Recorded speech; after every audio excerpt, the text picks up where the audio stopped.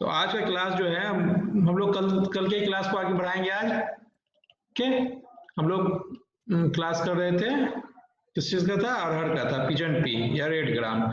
तो हमने कुछ बता दिया था इसमें, और जो आप एक बार देख लेते हैं, हमने पिजन पी के बारे में बता दिया आप लोगों को, ओरिजिन वगैरह डिस्कस कर दिया, economic importance, area and distribution बताया लास्ट क्लास में, वो आप देख भी सकते हो। इकोनॉमिक ओके, बेनिफिट्स भी बता दिया है। बोटेनिकल डिस्क्रिप्शन में थे, बोटेनिकल डिस्क्रिप्शन में हम लोग आपको रूट सिस्टम और लीव्स बता दिए थे। इन्फ्लोरेसेंस बताना था हमें, तो हम इन्फ्लोरेसेंस में आते हैं। इन्फ्लोरेसेंस किसको बोलते हैं? इन्फ्लोरेसेंस भी बता ही दिए थे, पेपिलोनेसिस टाइप का होता है इन्फ्लोरेसेंस। ओके, रेसिम होता है इधर, फ्लावर्स में आ रहे थे। ओके, तो फ्लावर्स में बता रहे, बेटा म्यूट कर लो सब लोग अपना।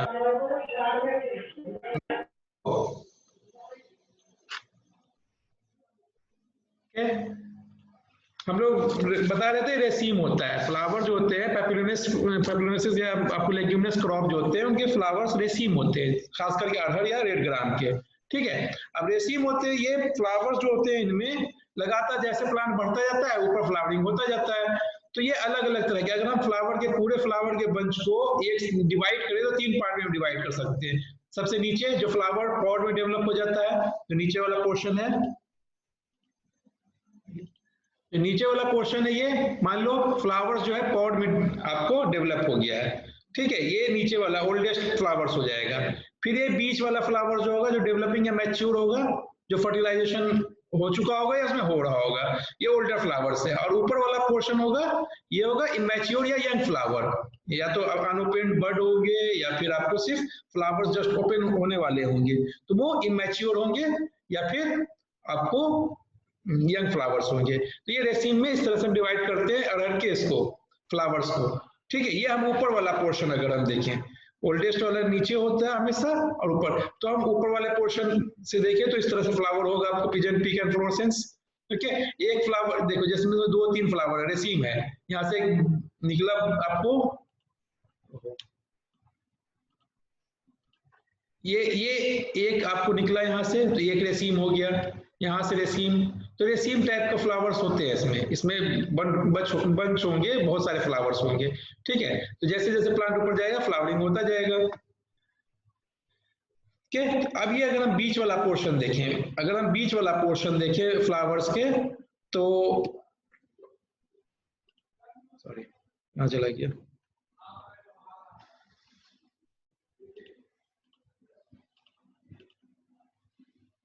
बीच वाला पोर्शन देखिए तो इस तरह से हमारा फ्लावर दिखता है। फ्लावर 2 तरह के कलर होते हैं, येलो होगा या फिर पर्पल होगा जिसमें येलो स्ट्रीक होगा। ठीक है, ये सेंट्रल पोर्शन है। सेंट्रल पोर्शन में इस तरह से बंच में आपको फ्लावर्स दिखेंगे उसके।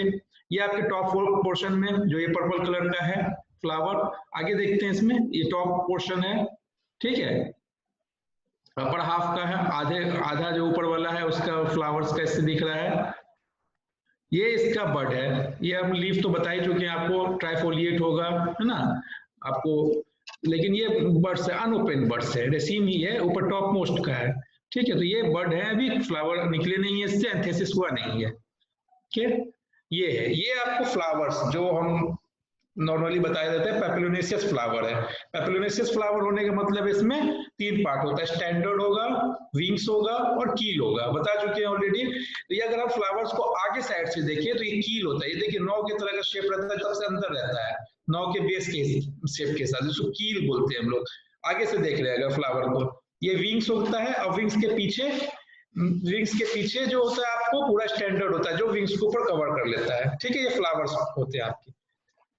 ये अगर हम उसी फ्लावर्स को साइड व्यू से देखें तो ये स्टैंडर्ड है, ये 2 विंग्स होंगे, ये आपका स्टैंडर्ड है जो कवर करता है, ये आपके एक और एक इस साइड विंग्स होंगे 2, और ये आपके सॉरी ऊपर विंग्स है, इधर 2 आपके कील है, विंग्स इस साइड से। ठीक है, आपको स्टैंडर्ड कवर किया हुआ है पूरा से, उस साइड विंग्स है 2 और इधर आपकी कील है 2। इसी को हम लोग बैक व्यू से पीछे से देखें, पीछे से देख रहे हैं तो कील है अंदर में, ये विंग्स है, और ये कैलिक्स, कैलिक्स नीचे ग्रीन कलर का होता है जो, और ये आपको स्टैंडर्ड है। ठीक है, 3 पेटल्स 3 टाइप के होते हैं, टोटल 5 पेटल्स होते हैं। एक स्टैंडर्ड होता है, 2 विंग्स होगा और 2 कील्स होंगे, ठीक है। कैलिक्स आपके 5 होते हैं, कैलिक्स 5 होंगे। ये फ्लावर का कलर अलग अलग वेरिएशन होता है, जो मैंने बताया था आपको, पर्पल से लेके येलो तक होता है। उसमें स्ट्रीकिंग भी हो सकता है येलो का या पर्पल का, तो अलग अलग वेरिएशंस भी होते हैं पी के गोपीजल पी के फ्लावर कलर में, ठीक है। ये कैलिक्स है। कैलिक्स मतलब ऊपर वाला कोरोला होता है, नीचे वाला कैलिक्स होता है। तो कैलिक्स जो होता है ना, वो इसके एक पार्ट को सेपल्स बोलते हैं, जो ये आप नीचे ग्रीन पर हर मतलब किसी फ्रूट्स में भी देखते होंगे, जैसे ब्रिंजल वगैरह में जो फ्लावर्स का नीचे वाला ऊपर बाद में भी रह जाता है, ठीक है, जिसको हम लोग कैलिक्स बोलते हैं। ये 5 होते हैं इसमें। सेपल्स जो होते हैं, ये एक सेपल्स है जो लीफ की तरह का दिख रहा है, ये सेपल्स है। 5 सेपल्स होते हैं इसमें, 5 आपको पेटल्स भी होते हैं। अगर वो बगैर खोले देखा जाए तो इस तरह से होगा, और ये खोल कर काट के देखें आपको कैलिक्स को, तो 5 सेपल्स इस तरह से दिखेंगे, ठीक है। अब हम फ्लावर्स को लेके उसका लॉन्गिट्यूडनल सेक्शन काट लेते हैं। मान लो ये फ्लावर है, एक फ्लावर, इसको हम 20 से काट दिए, ठीक है, उसको ट्रांसफर सेक्शन बोलते हैं। 20 से लॉन्गिट्यूडनल ऊपर से काटेंगे, ट्रांसफर सेक्शन 20 से काट दिया गया, ठीक है। 20 से काटा तो आपको आधा पोर्शन इससे, इधर वाला पोर्शन इधर दिखाया गया, ये वाला पोर्शन जो है इतना दिखाया गया है यहाँ पर, और ये वाला पोर्शन जो काटने के बाद यहाँ से 20 से काटा गया फ्लावर को, तो ये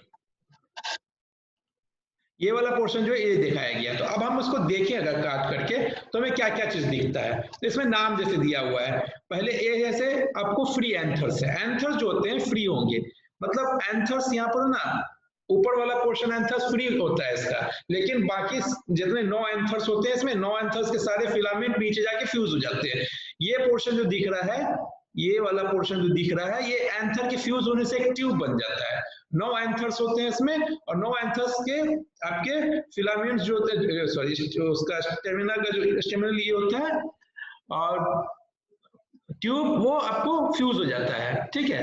पॉलन ट्यूब, ये सॉरी पॉलन ट्यूब नहीं,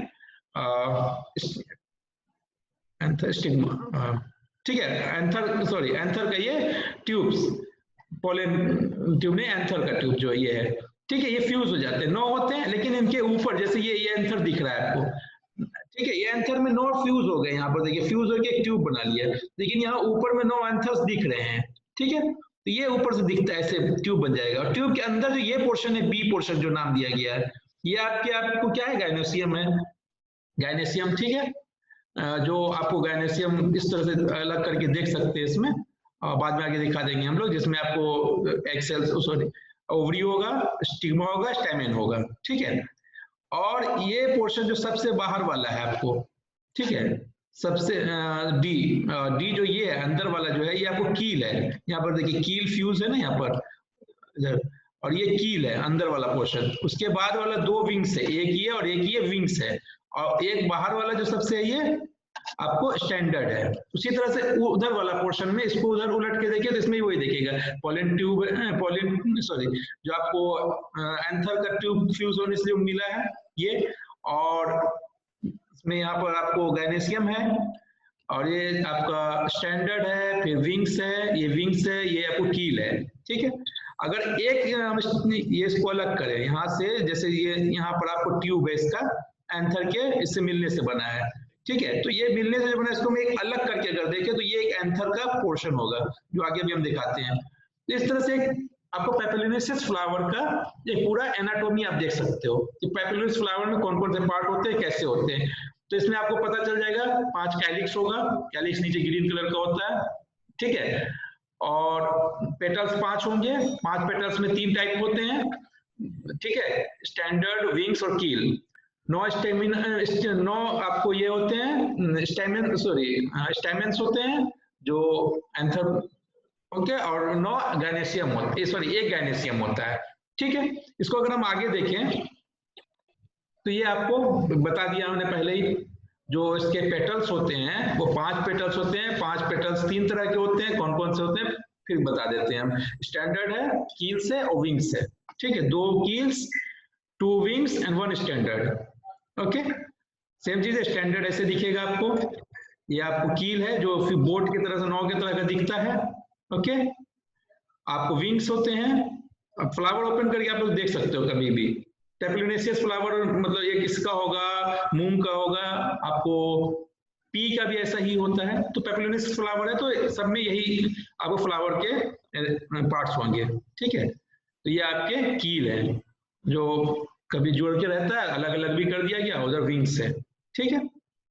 ये आपको एंड्रोसियम है। एंड्रोसियम मतलब मेल पार्ट 9 होते हैं, 9 एंड्रोसियम होते हैं, और एक 9 यहाँ पर नीचे पोर्शन जो है,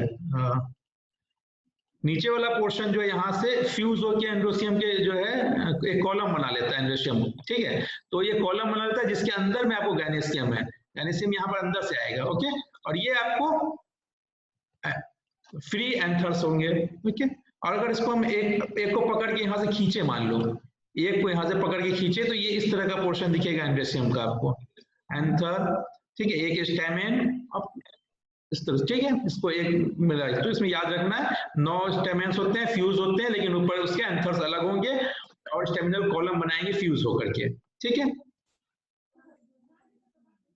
उसी तरह आपको एंड्रोसियम, एक एंड्रोसियम बता ही दिया क्या क्या पार्ट है।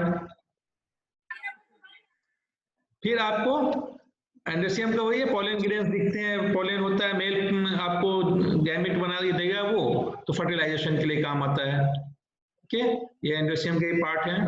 ये गायनेसियम है। गायनेसियम जो एंड्रोसियम का ट्यूब है, उसके अंदर गायनेसियम होता है, ठीक है। गायनेसियम होगा जो फीमेल पार्ट है, उसका स्टिग्मा होगा, स्टाइल होगा और ओवरी होगा, ठीक है। ये ऊपर वाला पार्ट होगा, ये नीचे अंदर मतलब फ्लावर के बेस में चिपका हुआ रहेगा, ठीक है। ये आपके ट्रांसफर सेक्शन हमने बता ही दिया है, आपको फिर से देख सकते हैं एक बार।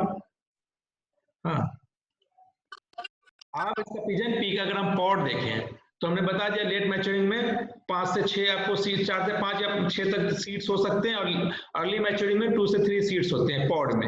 ये पॉड कहलाता है, इसका पॉड आपको लेग्यूमिनस क्रॉप के सारे फ्रूट पॉड से कहलाते हैं, ठीक है। और इसमें 4 सीड जब दिखेगा और पॉड को खोलिएगा तो 4 सीड दिखेगा इस तरह से। सीड अलग अलग इस तरह से डेवलप, व्हाइट हो सकते हैं या इस तरह का दिखेगा, और आपको जब आपको पक जाएगा, हम हार्वेस्ट करते हैं तो इस तरह सीड आपका हो जाता है, हाँ। और ये पॉट्स दिखते हैं जब आपको फील्ड प्लांट में फील्ड में रहेगा जब पॉट्स, तो ठीक है। तो अब हम जैसे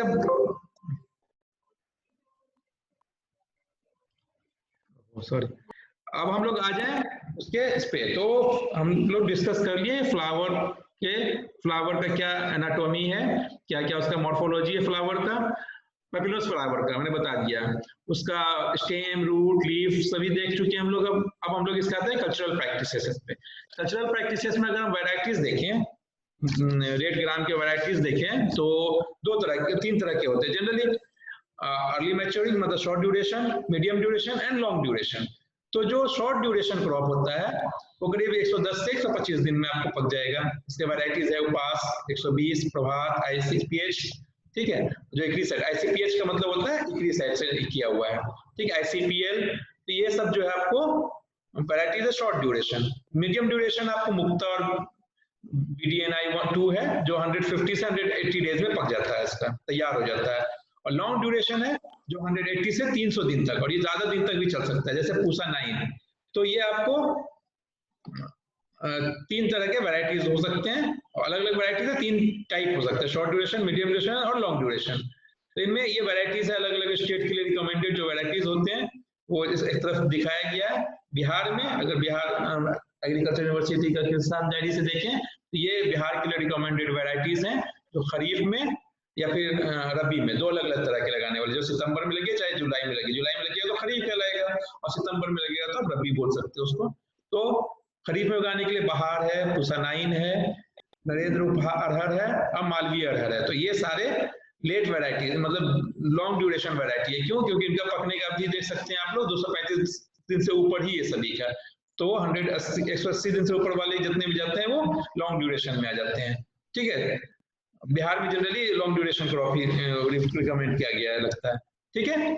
और उसी तरह अगर आपको रबी में उगाना है तो पूसा 9 और शरद उगा सकते हैं, ओके। सॉइल रिक्वायरमेंट है तो ये आपको हार्डी क्रॉप है तो बहुत सारे क्रॉप में हो जाता है, लेकिन सैंडी लोम और क्लेई लोम को प्रीफर करेगा, ठीक है। सॉइल को हम लोग मस्ट बी डीप, उसको जुताई अंदर गहरी जुताई करना चाहिए। वेल ड्रेन्ड हो, पानी जमा नहीं होना चाहिए। अलूवियल और लोमी सॉइल हो तो ज्यादा अच्छा रहेगा कल्टीवेशन के लिए। ठीक है, ब्लैक कॉटन सॉइल में भी इसको उगाया जा सकता है, लेकिन वहां पर प्रॉपर ड्रेनेज सिस्टम हो, मतलब पानी का जमाव नहीं होने दें। ठीक है, और पीएच न्यूट्रल हो, मतलब 7 के आसपास हो, तो उसका अच्छा सॉइल रिक्वायरमेंट, अच्छा सॉइल माना जाएगा। ठीक है, क्लाइमेटिक रिक्वायरमेंट है तो ये एक मॉइस्ट और वार्म वेदर क्रॉप है। मॉइस्ट में भी जो है, मॉइस्ट कंडीशन में भी कर सकता है, वार्म वेदर में भी। तो मॉइस्ट अगर है और वार्म वेदर है तो ये अच्छा क्रॉप आपका रिक्वायरमेंट, इसका क्लाइमेटिक रिक्वायरमेंट है। जर्मिनेशन इसका 30 से 35 डिग्री पे हो जाता है। वेजिटेटिव ग्रोथ इसका 20 से 25 डिग्री सेंटीग्रेड पर अच्छा होगा। ओके, मतलब ऑप्टिमम टेम्परेचर इसके। फ्लावरिंग एंड पॉटिंग के लिए optimum temperature 15 to 18 degree centigrade है, और मैच्योरिटी के लिए ज्यादा टेम्परेचर चाहिए इसको, जैसे 35 से 40 डिग्री सेंटीग्रेड। ठीक है, और ये क्लाउडी वेदर और एक्सटेंसिव रेनफॉल में फ्लावरिंग को डैमेज हो सकता है, तो इसका ध्यान देना चाहिए। फील्ड प्रिपरेशन के लिए गहरी जुताई करना है। ठीक है, और वेल ड्रेन, मतलब पानी जमाव नहीं होने दिया जाए, तो बराबर लेवलिंग करनी चाहिए। ठीक है, और डीप रूटेड क्रॉप है तो इसको डीप रूटिंग पल्वराइज, अंदर ज्यादा गहराई तक इसका पल्वराइजेशन होना चाहिए सॉइल का। ठीक है, सीड रेट है तो सीड रेट इसका 12 से 15 केजी पर हेक्टेयर है। ठीक है, और स्पेसिंग अगर देखा जाए तो ये 60 से 75 सेंटीमीटर अगर रो टू रो है, मतलब एक रो से 2 रो के बीच में 60 से 75 सेंटीमीटर, मतलब 3/4 मीटर तक जा सकते हैं हम लोग। 3/4 मीटर मतलब अच्छा खासा दूरी है। तो क्रॉप इंटरक्रॉपिंग को भी आपको बढ़ावा देता है। क्यों? क्योंकि जब शुरू में प्लांट की दूरी बहुत ज्यादा है तो बीच वाले स्पेस में हम कम ड्यूरेशन वाले क्रॉप भी उगा सकते हैं। तो रो टू रो इसकी जो है डिस्टेंस है 60 सेंटीमीटर से 75 सेंटीमीटर, और प्लांट टू प्लांट इसका 25 से 30 सेंटीमीटर है। ठीक है, न्यूट्रिएंट मैनेजमेंट है, आपको एनपीके 20-50-20 लिखा जाता है, लेकिन आपको पोटेशियम का बहुत ज्यादा नहीं भी दे सकते अगर है फील्ड में ऑलरेडी। तो 20 नाइट्रोजन, क्योंकि ऑलरेडी लेग्यूमिनस क्रॉप है जिसमें नाइट्रोजन फिक्सेशन होता है, तो शुरू में थोड़ा नाइट्रोजन चाहिए, बाकी इसके बाद वो खुद ही अपना रिक्वायरमेंट पूरा कर सकता है फिक्स करके। तो शुरू में इसको डेवलपिंग स्टेज में शुरू में इसको पीडीएफ चाहिए, सॉरी नाइट्रोजन चाहिए, तो 20-50-20 इसका दे सकते हैं। जिंक भी दे देंगे अगर तो ज्यादा अच्छा यील्ड होगा। मैन्योर जो फील्ड प्रिपरेशन करने से पहले हम लोग डाल देते हैं 5 टन 1 हेक्टेयर के हिसाब से। ठीक है, सोइंग के पहले हम लोग सारे दलहन क्रॉप को जो नोड्यूल्स बनाते हैं, नाइट्रोजन फिक्सेशन करते हैं, तो हम लोग बायो फर्टिलाइजर से उसको इनोकुलेट करते हैं। तो राइजोबियम का इनोकुलेशन भी कर सकते हैं। तो राइजोबियम का इनोकुलेशन का एक आपको नॉर्मल विधि है कि आप लीजिए, उसमें गुड़ में आप राइजोबियम की बैक्टीरिया को मिला के सीड में मिला दीजिए, और उसको 30 मिनट के शेड में सुखा दीजिए, उसके बाद फील्ड में लगा दीजिए। ये सारे नाइट्रोजन फिक्सिंग जो प्लांट्स है लेग्यूमिनस क्रॉप, उसमें अगर बायो फर्टिलाइजर का इनोकुलेशन करना होता है तो वो प्रोसीजर होता है। ठीक है, वाटर मैनेजमेंट है इसका, तो रेनफेड कंडीशन में उगाया जा सकता है जर्मिनेशन के इसमें। 3 इसको अगर पानी, हार्डी क्रॉप है, पानी लेकिन अगर दिया जाए तो ज्यादा अच्छा होगा जब इसको जरूरत हो। तो 40 से 50 दिन के बीच आफ्टर सोइंग, मतलब बीज लगाने के 40 से 50 दिन के बाद, और पहला फ्लावरिंग जब हो जाए तब, और जब पॉट फिलिंग होने लग जाए, ये स्टेजेस पे अगर हम लोग हल्का पानी दें तो ये अच्छा करेगा ये क्रॉप। ठीक है, और बाकी अगर कभी नॉर्मल फील्ड सूख गया तो दे सकते हैं, लेकिन अगर है इरिगेशन तो नहीं, तो इन स्टेजेस पे देना ही चाहिए। ठीक है, वीड मैनेजमेंट है तो हैंड वीडिंग कर सकते हैं। बड़ा क्रॉप है तो खुद ही स्मूदर कर लेगा, लेकिन शुरू में इसको वीड कंट्रोल करना पड़ेगा। तो शुरू में मतलब 40 से 45 दिन तक आपको कर सकते हैं, एक बार 25 से 30 दिन में, और एक 45 से 50 दिन पे कर सकते हैं। और अगर प्रीसोन बेसिलिन 1 लीटर पर हेक्टेयर के हिसाब से अगर हम स्प्रे कर दें तो भी हो सकता है अच्छा। रॉगिंग है, रॉगिंग बोलते हैं जो बेकार हो, हार्मफुल सब्सटेंस है उनको हटाना। जैसे प्लांट अगर हम ऑब्जर्व करते रहते हैं, जैसे उसमें येलो मोज़ाइक हो जाए, स्टेम के कैंकर दिखने लगे, वायरस स्टेबिलिटी आ जाए इसमें, तो इन सब क्रॉप को हम लोग को उखाड़ के फेंक देना चाहिए। ठीक है, तो ये उखाड़ के फेंक देना जो प्लांट नुकसान वाले कर सकते हैं, बीमार प्लांट है, उनको रॉगिंग कहते हैं। ठीक है, तो रिमूव ऑब्जेक्शनेबल वीड भी, उसको वीड को वीडिंग तो करते ही करते हैं जो ऑब्जेक्शनेबल हो, और रॉगिंग में वो प्लांट जो डिजीज होंगे उनको भी हटाना होता है। तो रॉगिंग का मतलब ये होता है रिमूवल ऑफ, ठीक, ऑब्जेक्शनेबल या फिर disease plants from the field, ragging कहलाता है। ठीक है, हार्वेस्टिंग और थ्रेसिंग है तो जो मॉइस्चर कंटेंट अगर 8 से 10% पे हो मॉइस्चर कंटेंट, तो हम उसको हार्वेस्ट कर लेते हैं और इसका यील्ड होता है 20 से 25 क्विंटल पर हेक्टेयर तक। ठीक है, हार्वेस्ट करके हम लोग फील्ड में छोड़ देते हैं 1 सप्ताह सूखने के लिए, फिर उसके बाद लाठी से पीट के सारे इसको अलग कर लेते हैं। ठीक है, तो इस तरह का हार्वेस्टिंग और थ्रेसिंग हो जाता है इसका। डिजीज है इनमें, हम डिजीज बाकी सारे प्लांट्स का एक बार बताएंगे, तो अभी फिर भी बता देते हैं। विल्ट होता है, स्टेम रॉट होता है, कैंकर होता है और स्टेरिलिटी मोजाइक भी होता है, येलो मोजाइक भी होता है। पॉड बोरर होता है इसके इंसेक्ट पेस्ट में, प्लूम मॉथ, एडी caterpillar, leaf hopper, bean fly. ये हम एक अलग से क्लास लेंगे फिर डिजीज और इंसेक्ट पेस्ट का हर प्लांट का। ठीक है, अगर हम इंपॉर्टेंट पॉइंट्स, ये हो गया आपका पूरा कल्टीवेशन प्रैक्टिसेस। ठीक है, और कुछ इंपॉर्टेंट पॉइंट्स भी हैं जो हम उसको हाईलाइट कर सकते हैं इसमें से, जो याद कर सकते हैं, या हो सकता है एग्जाम में पूछने के लिए होता है इसमें अरहर से। तो क्या है, प्रोटीन कंटेंट इसका 25% होता है। हाईएस्ट प्रोडक्टिविटी बिहार में है, 1115 KG per hectare. Harvest index इसका 19% होता है, मतलब ठीक है, टोटल हार्वेस्टिंग के बाद कितना यील्ड मिलता है ना, तो वो हार्वेस्ट इंडेक्स कहलाता है। इसका जो रिसर्च सेंटर है, जैसे IIPR है, Indian institute of pulse research, पूछता है एग्जाम में, इसलिए बता दे रहा हूँ, कानपुर में है। ठीक है, उत्तर प्रदेश में। और NPRC है जो नेशनल पल्स रिसर्च सेंटर है। इक्रीसैट भी है जो हैदराबाद के पाटन चेरू में है, वो भी पल्स इस पे काम करता है। ठीक है, हार्वेस्ट इंडेक्स तो हम बता ही दिए हैं, जो measure the efficiency of plant in producing seed, कितना प्लांट कितना सीड बना रहा है, वो उसका हार्वेस्ट इंडेक्स कहलाता है। ठीक है, कुछ क्वेश्चंस हैं, आप लोग याद कर सकते हो, देख सकते हो इनके लिए। जैसे बोटेनिकल नेम आपको मालूम है, कजनस कजन होता है। लेट मैच्योरिंग है तो बाइकलर होगा, अर्ली मैच्योरिंग है तो फ्लेवस होगा। फैमिली है पैपिलिनेसी, बता दिया। Origin of pigeon P Africa दिया है, इंडिया है। ठीक है, यहाँ पर गलत कर दिया है, इंडिया भी है, कहीं कहीं पर अफ्रीका बोलता है, लेकिन अगर इंडिया है तो इंडिया ही होता है। ठीक है, रेड ग्राम C3 प्लांट है। ठीक है, शॉर्ट डे प्लांट है। ओके, हाइपोजियल जर्मिनेशन होता है इसका। टेम्परेचर जर्मिनेशन के लिए 30 से 35 डिग्री बताया था, ग्रोथ के लिए 20 से 35 डिग्री। जो इसका ओपन क्रॉस पोलिनेटेड इसका होता है, कभी क्रॉस पोलिनेशन होता है इसका। ठीक है, लेकिन सेल्फ पोलिनेटेड क्रॉप है, 20% तक क्रॉस पोलिनेशन हो सकता है इसका। Okay, A plant produces many flowers which only 10% flower जो है पॉट में, इसके प्लांट का सिर्फ 10%, जितने भी फ्लावर्स होते हैं सिर्फ 10% ही फ्लावर्स पॉट में बदलते हैं, जो हम लोग हार्वेस्ट कर सकते हैं। ठीक है, पीएच रेंज 5 से 8 है, मोस्टली न्यूट्रल हो गया। ठीक है, सैलिनिटी पीएच जो है सैलिनिटी 8 से ज्यादा होगा तो नहीं सर्वाइव कर पाएगा पीएच पे। सैलिनिटी मतलब सॉल्ट ज्यादा अगर फील्ड इसमें तो। और इसको सब ट्रॉपिकल और ट्रॉपिकल दोनों क्लाइमेट में उगाया जाता है। प्रोटीन कंटेंट बता ही चुके हैं, इसका और भी नाम है। रेड जो हार्डेस्ट क्रॉप है, ड्रॉट टॉलरेंट है। ठीक है, सीड रेट बता चुके हैं, आप याद कर सकते हो, 12 से 15 केजी है। स्पेसिंग 60 से 15, अलग अलग 75 से 25 भी हो सकता है, तो 60 से 75, 15 से 25 भी था। ठीक है, प्लांट पॉपुलेशन फॉर खरीफ, अगर हम स्पेसिंग से पॉपुलेशन निकाल सकते हैं। ठीक है, तो कैलकुलेशन बताया भी था, फिर से बता देंगे हम। ठीक है, पॉपुलेशन फॉर विंटर क्रॉप में स्पेसिंग अगर ज्यादा देते हैं तो प्लांट कम हो जाएगा, स्पेसिंग ज्यादा तो प्लांट कम हो जाएगा 1 हेक्टेयर में, और स्पेसिंग कम है तो प्लांट का पॉपुलेशन ज्यादा हो जाएगा।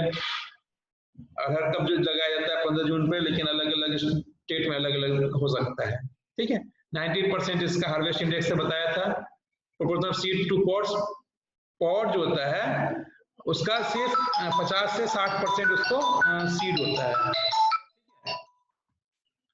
India red gram crop after which gram, after जो ग्राम है, ग्राम जो होता है बंगाल ग्राम या चिकपी, उसके बाद इसका दूसरा नंबर आता है अरहर का। ठीक है, मिनी फर्टिलाइजर क्रॉप भी बोलते हैं इसको, क्योंकि नाइट्रोजन फिक्सेशन कर सकता है। थर्मल एनर्जी में भी यूज हो सकता है। ठीक है, आप याद कर लेना इसका, पॉड बीन 100।